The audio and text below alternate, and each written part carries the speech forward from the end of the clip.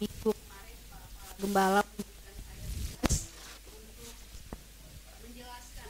menjelaskan, tapi belajar tentang bagaimana gereja yang sehat.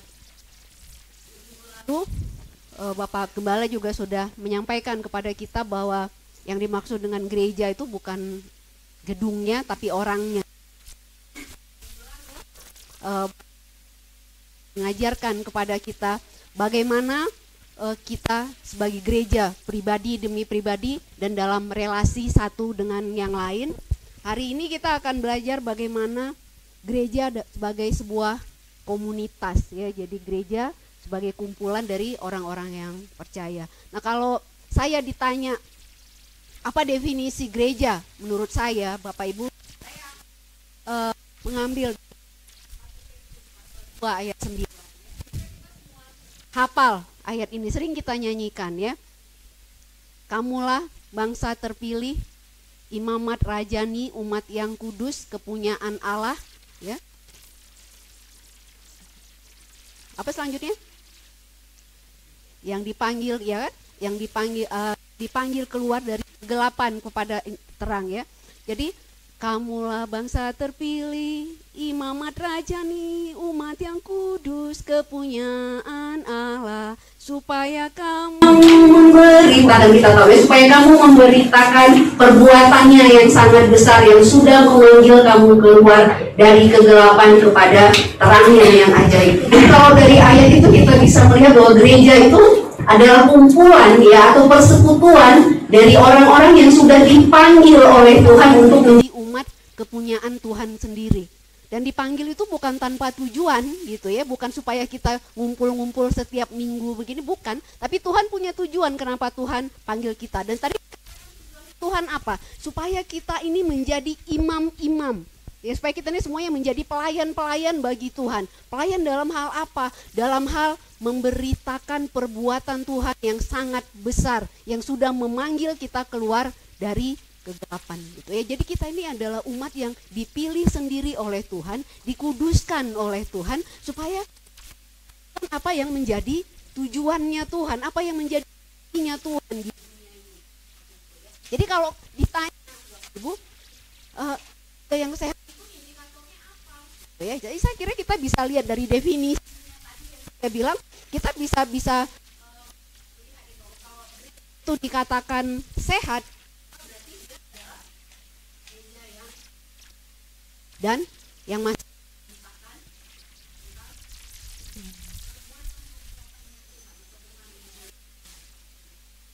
kita mau belajar tentang bagaimana gereja yang sehat, saya kira kita harus belajar dari gereja yang mula-mula, Bapak Ibu ya, dari gereja-gereja yang berdiri sebagai hasil dari pemberitaan Injil yang dilakukan oleh para rasul gitu. Gereja mula-mula itu yang mana?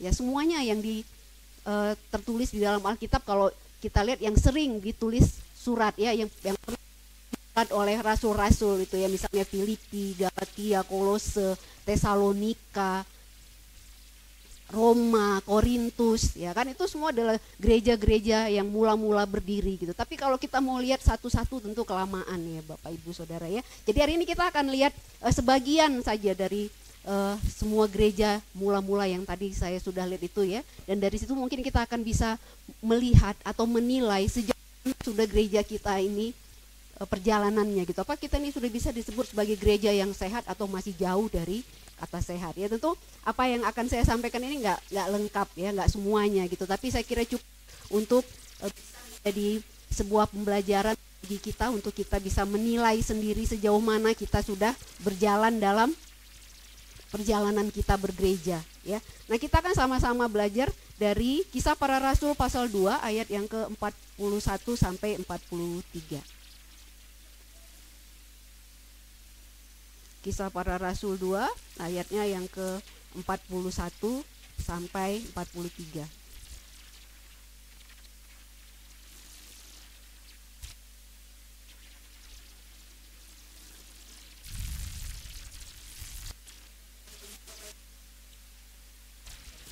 Sama-sama aja ya.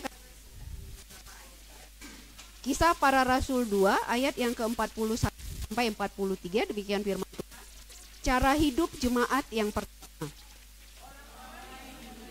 Taatnya mereka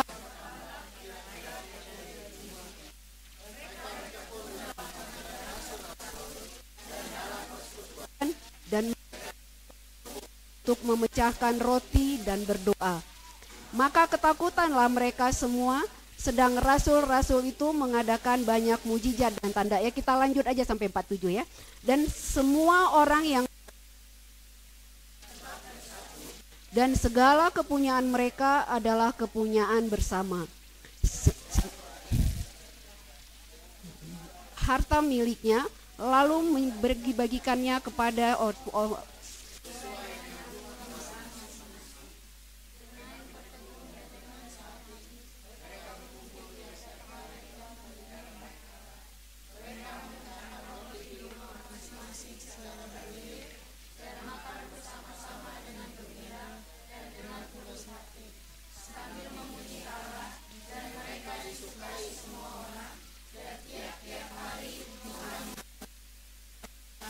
dengan orang yang diselamatkan. Nah, kalau kita lihat ya Bapak Ibu jemaat yang mulai itu, mereka itu terbentuk dari hasil penginjilan yang dilakukan oleh rasul-rasul. Jadi ketika rasul-rasul memberitakan Injil, mereka percaya, mereka menerima. Tadi kalau kita baca di ayat sebelumnya di atas dikatakan mereka percaya dan mereka memberi dirinya untuk dibaptis. Kalau kita lihat di ayat sebelumnya Bapak Ibu di atas itu ya.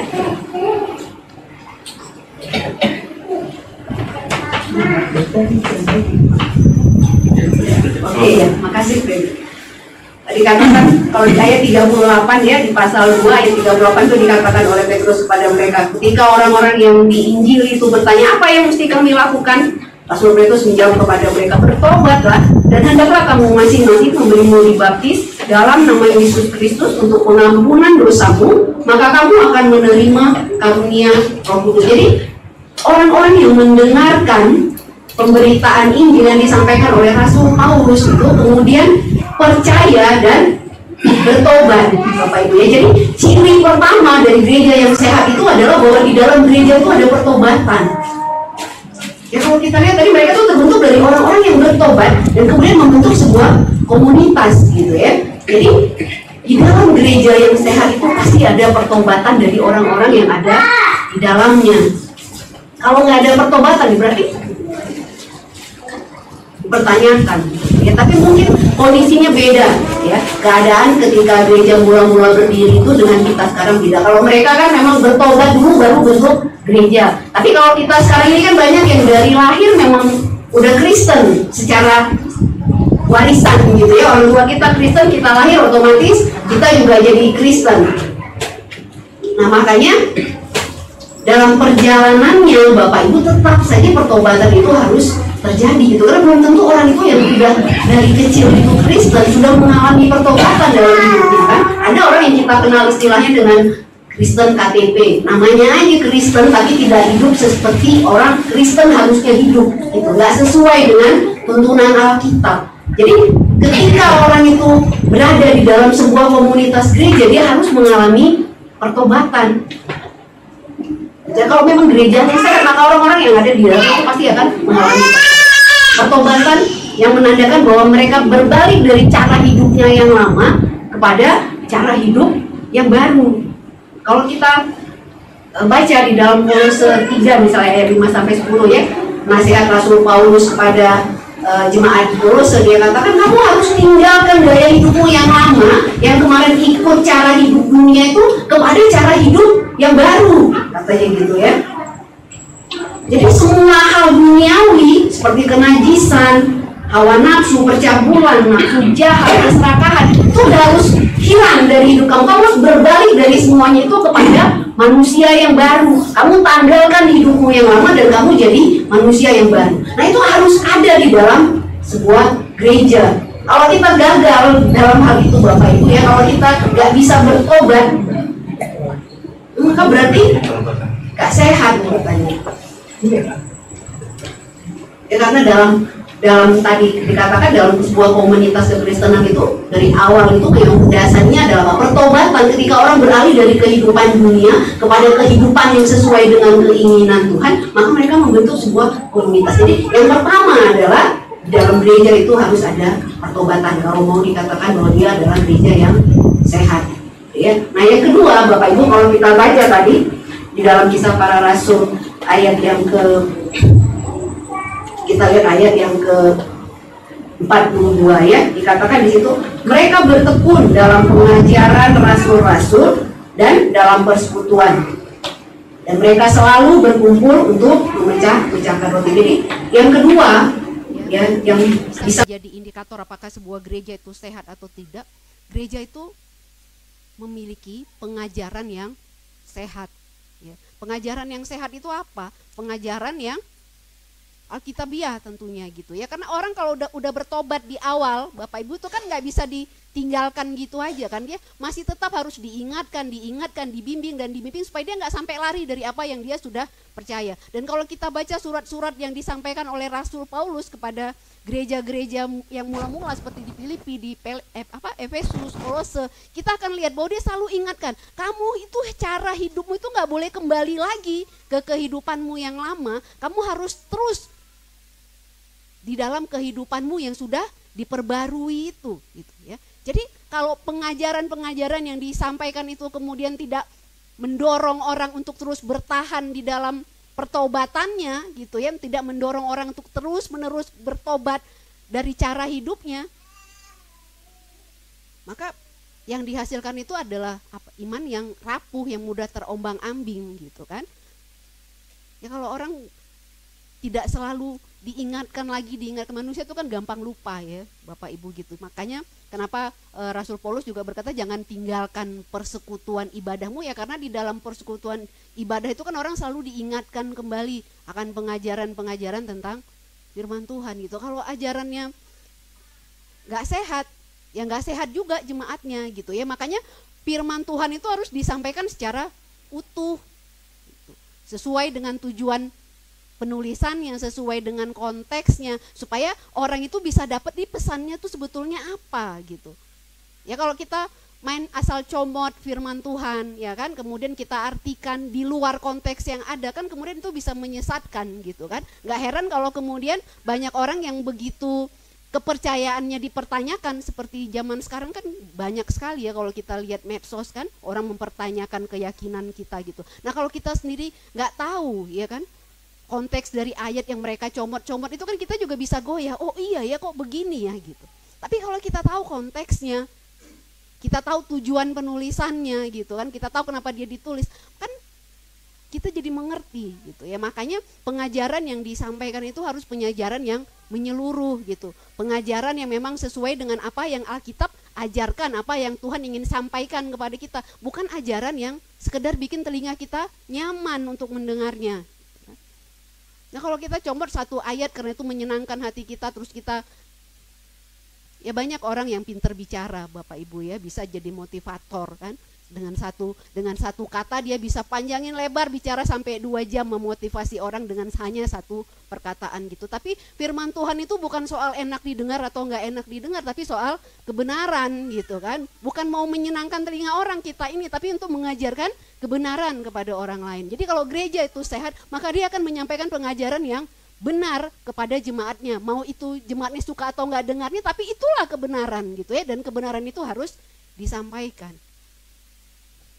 Nah itu yang kedua ya, kita nggak akan bahas terlalu dalam ya Bapak Ibu, tapi itu ciri yang kedua menurut saya ya, sebuah gereja itu bisa dikatakan sehat kalau dia tuh punya pengajaran yang sehat, kalau dia tuh betul-betul mengajarkan Alkitab itu sesuai dengan apa yang Alkitab itu memang maksudkan untuk disampaikan gitu ya, bukannya dibuat indah untuk didengar. Makanya kalau Bapak Ibu baca surat Rasul Paulus, saya lupa ditulis di mana, tapi dia bilang apa? Ketika aku datang kepada kamu menyampaikan firman Tuhan, aku nggak datang dengan kata-kata yang indah, yang manis, bukan gitu, tapi apa yang Tuhan mau sampaikan ya itu yang disampaikan.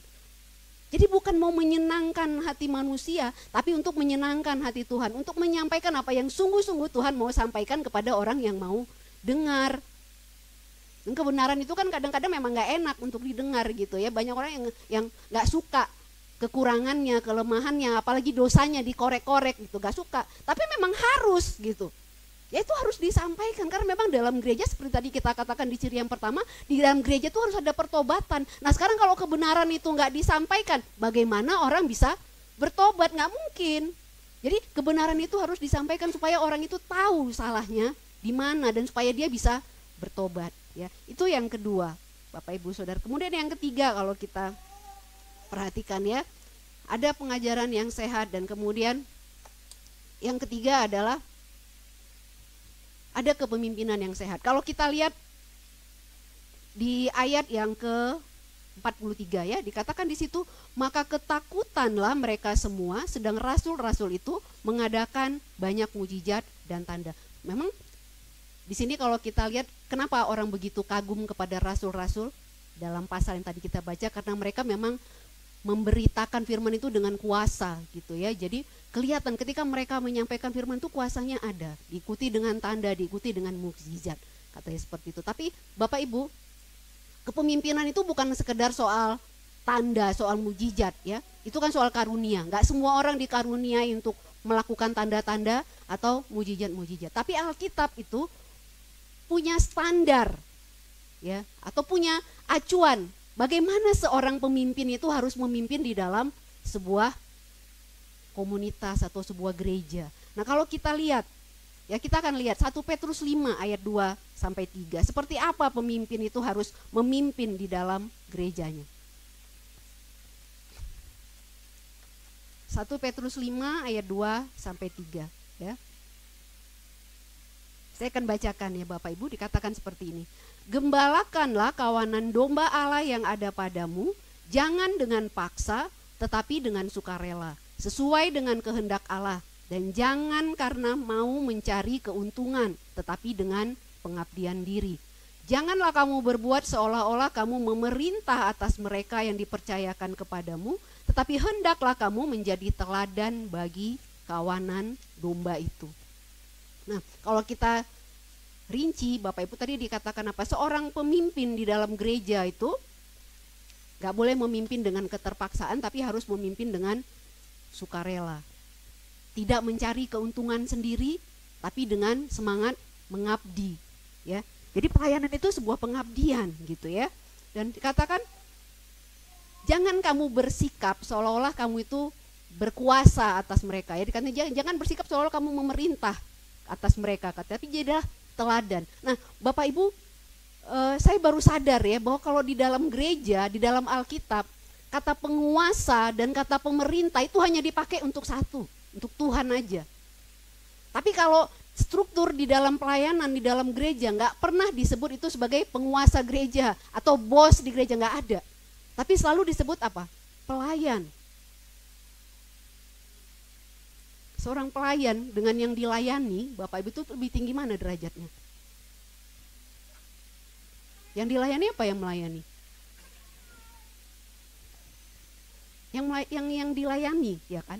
Nah, seperti itu sikap seorang pemimpin itu harus ada gitu, bahwa dia selalu melihat orang yang dilayani itu lebih penting dari dirinya sendiri. Nah, itu yang Tuhan tuntut ternyata dari seorang pelayan di dalam sebuah komunitas Kristen. Makanya disebut pelayanan. Apa yang dilakukan disebut pelayanan gitu ya. Yang melakukan disebut pelayan.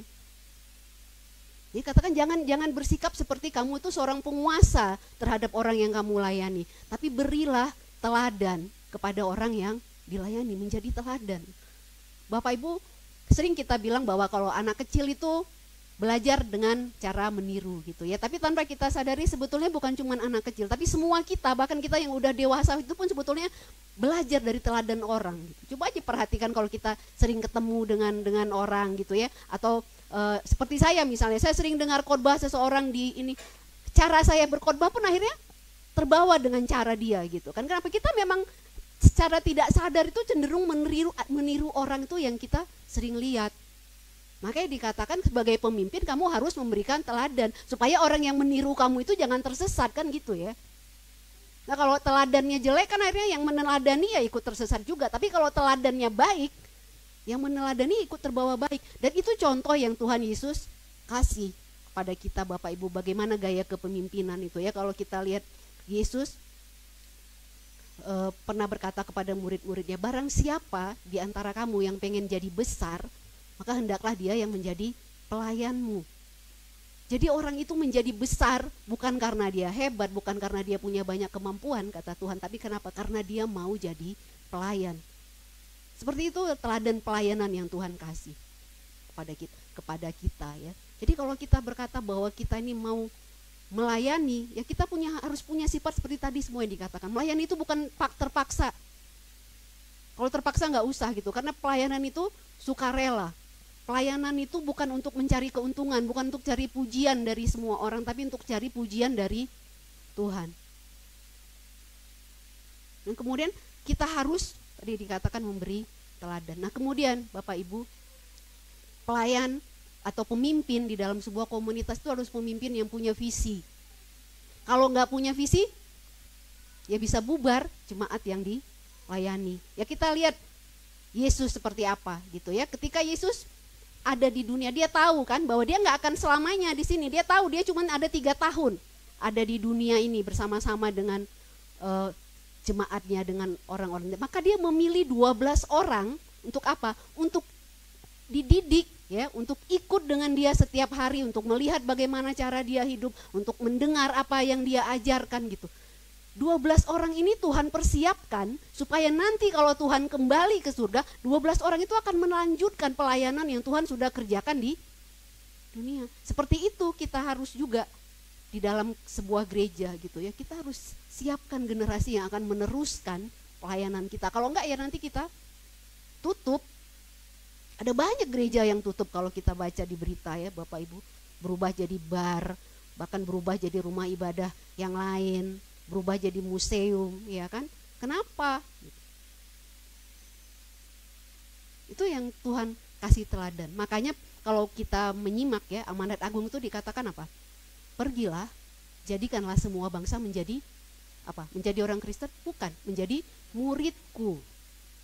Seorang murid ya, seorang murid itu akan mengikuti semua yang dilakukan oleh gurunya. Jadi mungkin nggak ini ya, nggak pas kalau kita bandingkan dengan murid yang sekarang kalau di sekolah. Kalau di sekarang murid di sekolah mungkin cuma cari ilmunya, tapi nggak sungguh-sungguh meneladani gurunya gitu ya. Mungkin lebih tepat, lebih sama kalau di ini kan dengan apa itu, dengan perguruan silat atau apa yang semua yang dilakukan oleh gurunya itu ditiru oleh muridnya gitu. Guru itu sungguh-sungguh jadi teladan bagi muridnya gitu. Seperti itu kan murid-murid 12 yang dibawa oleh Yesus itu. Mereka diajar untuk meneladani semua yang Yesus kerjakan selama Yesus ada di dunia. Kenapa diajar sedemikian rupa? Kenapa kok harus pilih 12 gitu kan? Padahal kan murid Yesus sebetulnya banyak ya. Kita baca di tempat lain itu ada 72 orang yang Tuhan pernah kirim juga untuk menginjili. Tapi khusus 12 ini spesial sepertinya gitu, betul-betul digembleng, betul-betul diajar untuk apa? Untuk nanti melanjutkan pelayanan yang Tuhan Yesus lakukan kalau Tuhan sudah kembali ke surga. Dan itu cara yang sama itu juga dipakai oleh para rasul. Kita ambil contoh misalnya salah satu ya, Rasul Paulus. Rasul Paulus itu memuridkan Timotius, memuridkan Titus, memuridkan Filemon, ya kan? Dan coba kalau kita lihat pesannya dia kepada Timotius ya, di dalam 2 Timotius 2 ayat 2. 2 Timotius 2 ayat 2, apa pesannya kepada Timotius? Dia katakan oleh Rasul Paulus kepada Timotius seperti ini. Apa yang telah engkau dengar daripadaku di depan banyak saksi, percayakanlah itu kepada orang-orang yang dapat dipercayai, yang juga cakap untuk mengajar orang lain. Jadi Yesus memuridkan rasul-rasul. Rasul-rasul kemudian memuridkan orang lagi ya. Nah, Paulus termasuk salah satu rasul, dia memuridkan Timotius. Nah sekarang dia kasih tugas, mandat kepada Timotius, muridkan orang lain lagi, supaya nanti orang itu bisa memuridkan orang lain lagi. Nah seperti itulah akhirnya jadi banyak. Jadi kita ini semuanya Bapak Ibu dipanggil untuk menjadi murid. Murid yang nanti akan memuridkan orang lain lagi. Jadi di dalam sebuah gereja yang sehat itu ya harus ada pemimpin yang seperti itu tadi kita katakan ya. yang melayani dengan sukarela tanpa paksaan, yang betul-betul memang memiliki jiwa untuk mengabdi, dan yang punya visi. Nah, itu yang ketiga tadi ya. Kemudian kita akan lihat yang selanjutnya apa. Bapak Ibu, kalau tadi kita baca kembali di Kisah Para Rasul 2 itu dikatakan bahwa di ayat yang ke-44 saya bacakan ya, dikatakan, dan semua orang yang telah menjadi percaya tetap bersatu dan segala kepunyaan mereka adalah kepunyaan bersama. Kita lihat dikatakan mereka itu tetap bersatu. Orang yang sudah percaya itu ada di dalam sebuah kesatuan, dalam sebuah persekutuan. Itu ya, kita lihat di dalam persekutuan itu dikatakan ada pertemuan rutin. Mereka setiap hari berkumpul katanya. Jadi mereka punya pertemuan yang rutin untuk mereka hadiri. Kemudian di dalam komunitas itu juga ada rasa peduli satu dengan yang lain ya. Kemudian ada kerelaan untuk berkorban bagi kepentingan bersama. Tadi kita baca dikatakan ada orang yang menjual apa yang dia punya kemudian dibagi-bagikan kepada semua orang sesuai dengan kebutuhan masing-masing. Jadi ada kerelaan untuk berkorban untuk kepentingan bersama gitu ya. Ada sikap rendah hati yang selalu lebih mengutamakan orang lain daripada dirinya sendiri. Tapi saya tidak akan bahas ini lebih panjang Bapak Ibu, karena ini sudah dibahas Bapak minggu lalu ya. Minggu lalu kita sudah belajar ini gitu. Nah, sekarang kita akan lihat kesatuan jemaat Tuhan itu dalam bentuk yang lain. Nah, kalau kita membaca di dalam 1 Korintus pasal 12 ya, cukup panjang jadi nggak usah kita baca Bapak Ibu, tapi di dalam 1 Korintus pasal 12 itu dikatakan bahwa jemaat Tuhan itu adalah satu tubuh. Kan dalam satu tubuh itu setiap orang punya fungsinya masing-masing. Nah, jadi kalau Tuhan ya menempatkan saya, menempatkan Bapak Ibu di sini, itu sudah dikasih satu karunia yang memang harusnya dipakai untuk membangun kita bersama gitu. Jadi kita ini ditaruh di sini bersama itu untuk saling melengkapi satu dengan yang lain. Hanya aja fungsinya beda-beda, tugasnya beda-beda. Tapi sebetulnya nggak ada orang yang nggak punya tugas. Semuanya punya tugas sesuai dengan kapasitas yang Tuhan sudah karuniakan kepada masing-masing kita. Jadi jangan merasa bahwa oh saya kan cuman orang awam ya udah duduk manis diam. Enggak. Kalau Tuhan taruh seseorang itu di satu gereja, di satu komunitas, maka Tuhan sudah taruh sesuatu, Tuhan sudah titip sesuatu di dalam dirinya itu untuk bisa dia pakai untuk apa? Memberkati komunitasnya. Jadi semua kita ini adalah pelayan. Kembali tadi ke definisi gereja tadi yang saya katakan bahwa kita tuh cuma dipanggil sebagai apa? Imamat yang rajani katanya kan, dipanggil untuk memberitakan perbuatan Tuhan di dunia. Jadi siapa? Bukan firman Tuhan itu kan nggak disampaikan kepada satu orang, tapi kepada semua orang kan. Artinya semua kita ini adalah pelayan-pelayannya Tuhan gitu.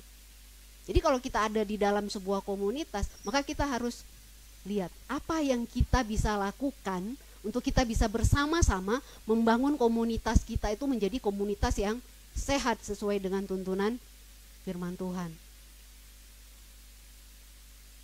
Jadi karunia yang Tuhan kasih kepada kita tuh bukan untuk dipendam ya gitu kan, bukan untuk disimpan. Kalau Bapak Ibu ingat tuh kisah tentang talenta ya, perumpamaan yang Tuhan Yesus pernah kasih, orang-orang itu dikasih talenta bukan untuk disimpan tapi untuk dikembangkan gitu. Kenapa di akhir cerita itu dikatakan bahwa yang punya talenta itu marah kepada orang yang talentanya dikubur di dalam tanah? Karena bukan soal seberapa besar talenta itu menghasilkan laba, tapi apakah itu diusahakan dengan bagus. Jadi apa yang Tuhan titipkan kepada kita itu bukan untuk kita diamkan, tapi untuk kita pergunakan.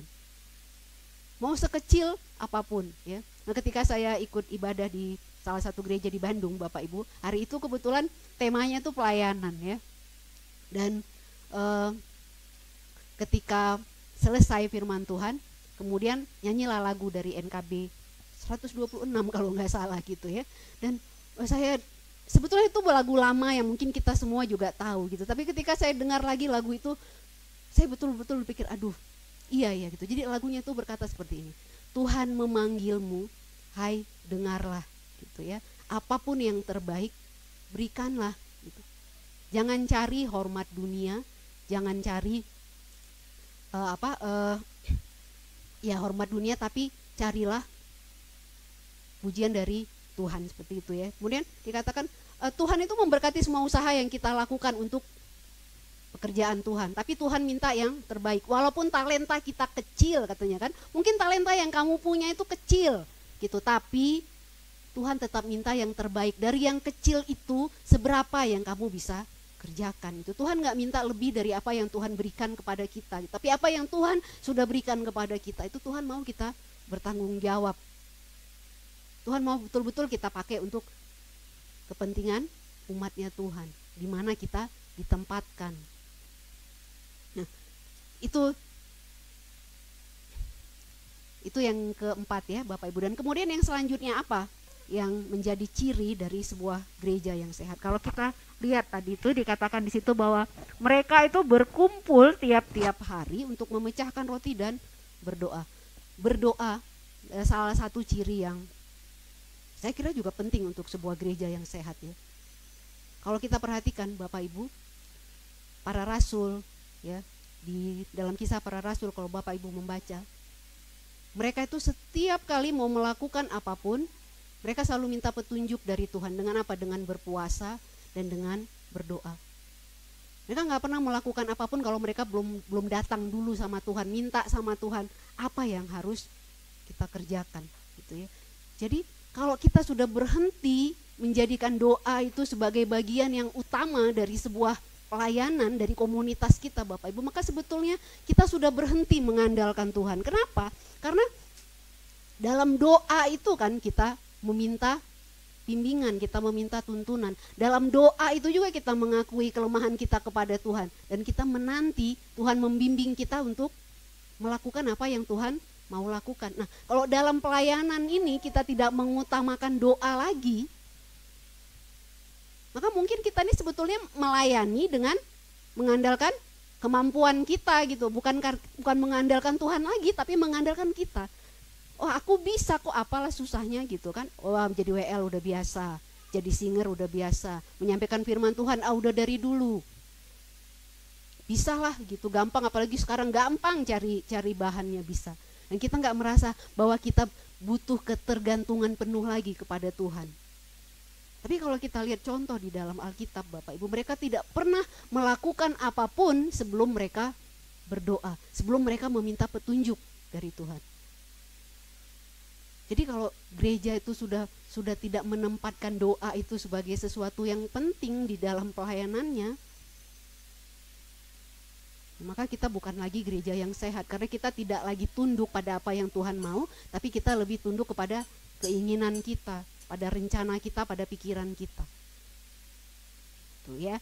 Nah, jadi itu yang kelima tadi saya katakan ya Bapak Ibu, bahwa gereja yang sehat itu adalah gereja yang menjadikan doa itu sebagian bagian yang penting dari pelayanannya. Dan yang kemudian yang ke-6, kalau kita baca ya ayat yang terakhir tadi, ayat 47, dikatakan seperti ini. Sambil memuji Allah, dan mereka disukai semua orang, dan tiap-tiap hari Tuhan menambahkan jumlah mereka dengan orang yang diselamatkan. Gereja yang sehat itu adalah gereja yang berdampak. Kita lihat dikatakan mereka disukai oleh semua orang. Ya kalau tadi kita ikuti yang dari pertama Bapak Ibu, jadi gereja yang pertama bahwa di dalam gereja itu ada pertobatan, ya wajar kalau mereka disukai semua orang ya kan. Kenapa? Karena ketika mereka mengikut Tuhan, ketika mereka percaya kepada Tuhan, masuk ke dalam komunitas orang-orang yang percaya kepada Tuhan, gaya hidup mereka kan berubah. Yang tadinya suka mencuri nggak mencuri lagi, yang tadinya suka bohong nggak bohong lagi, yang tadinya suka cabul jadi nggak cabul lagi gitu kan. Ya wajar kalau disukain semua orang gitu. Nah tapi gereja itu harusnya memberikan dampak yang positif seperti mereka ini gitu ya. Ketika orang lihat mereka, orang suka dengan apa yang mereka lakukan, orang suka dengan perubahan yang terjadi dalam kehidupan mereka. Nah, kalau gereja itu nggak punya dampak apa-apa Bapak Ibu, ya berarti dia nggak sehat gitu ya. Karena berarti nggak ada perubahan nyata, mau jadi Kristen kayak mau nggak jadi Kristen kayak nggak ada bedanya gitu. Terus apa yang dilihat orang kan gitu ya. Orang kan nggak baca Alkitab kita, tapi orang lihat kita kan. Seperti apa kita hidup, seperti apa kita memperlakukan orang lain, seperti apa kita hidup dalam persekutuan kita satu dengan yang lain. Itu kan yang dibaca oleh orang lain. Nah kalau tadi kita lihat jemaat yang mula-mula, kehidupan mereka di dalam komunitas itu kan memang betul-betul baik gitu. Mereka peduli satu dengan yang lain ya kan. Tadi dikatakan mereka selalu bersatu. Mempersatukan kepala yang banyak ini kan susah ya Bapak Ibu, selalu akan ada persoalan gitu kan. Dan kalau kita lihat gereja mula-mula itu juga sebetulnya bukan gereja yang sempurna ya. Kalau kita membaca surat-surat yang disampaikan kemudian oleh Rasul Paulus misalnya ke Korintus, ke Efesus atau ke Filipi, mereka pun juga mengalami perselisihan, konflik di dalam jemaat itu kan.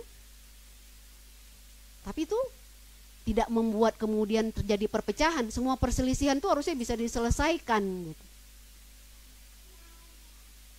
Nah gaya hidup mereka yang seperti itu dilihat oleh orang luar. Tadi dikatakan mereka disukai oleh semua orang ya. Jadi kehidupan gerejanya itu berdampak baik untuk orang-orang yang melihat mereka.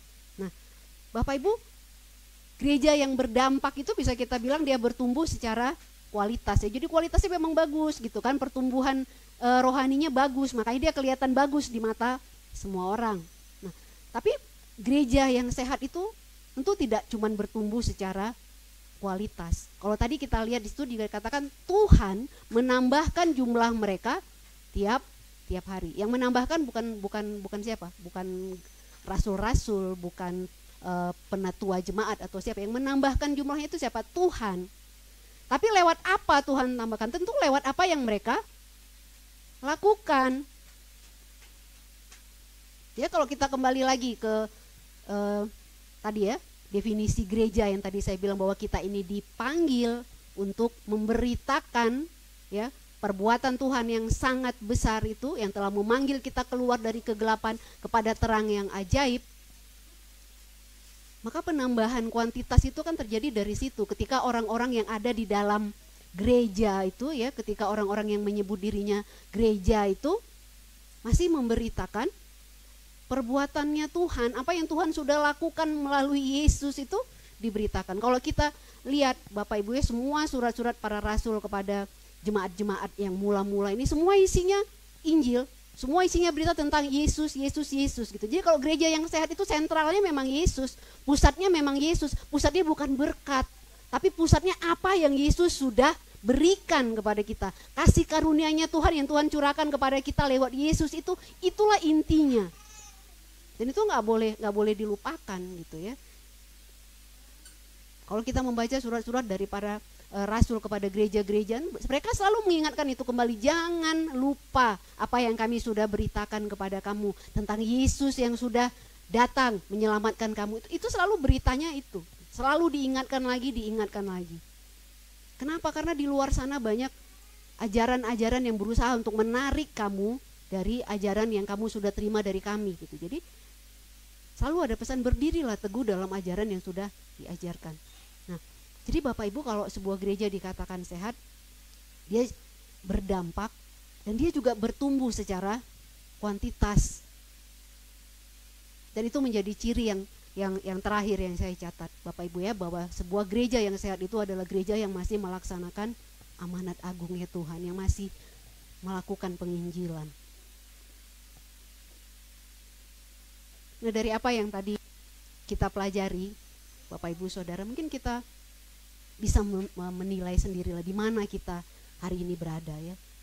Apakah kita ini sudah termasuk yang sehat atau yang kurang sehat atau yang sakit malah. Sekali lagi Bapak Ibu, gak ada gereja yang sempurna ya. Gak ada pemimpin yang sempurna seperti kemarin dikatakan oleh Bapak. Seorang anak itu juga dikatakan sehat bukan berarti dia gak pernah sakit ya. Tapi kalau anak itu bertumbuhnya, berkembangnya masih bagus sesuai dengan tahapan usianya, dia masih bisa dikatakan sehat kan, walaupun sekali-kali dia pilek, sekali-sekali dia batuk gitu ya. Nah, kita juga dalam komunitas kita kan seperti itu. Kita belum sempurna, sekali-sekali ada masalah, sekali-sekali ada kesalahpahaman, sekali-sekali ada perselisihan. Tapi harusnya itu nggak menghalangi kita untuk tetap tumbuh.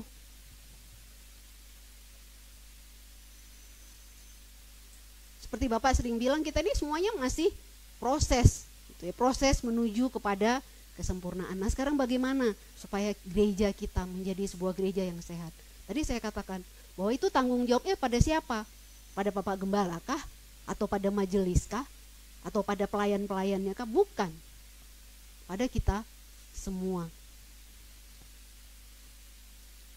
Ya tadi katakan bahwa kita semua ini ditaruh di sini tuh udah dikasih sesuatu yang seharusnya bisa kita pakai untuk membangun kebersamaan kita, untuk membuat kita ini tumbuh lebih sehat, lebih sehat, lebih sehat semakin hari.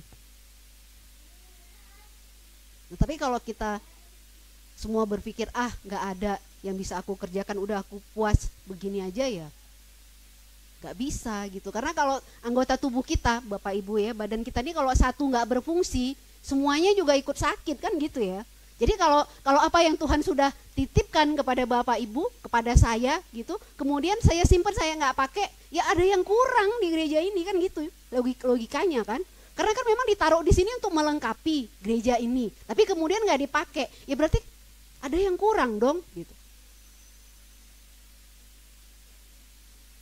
Maka mari kita sama-sama Bapak Ibu melihat ya kebersamaan kita di sini gitu. Apa yang kita bisa lakukan? Mari kita bersama-sama membangun kebersamaan kita supaya kebersamaan kita ini bisa menjadi kebersamaan yang sehat seperti apa yang Tuhan inginkan. Itu harus dilakukan sama-sama gitu, nggak bisa diserahkan kepada majelis aja, nggak bisa diserahkan kepada gembala aja, tapi semua kita yang ada di sini harus bergandengan tangan, harus bekerja sama untuk membangun gereja kita menjadi gereja yang sehat. Amin. Mari kita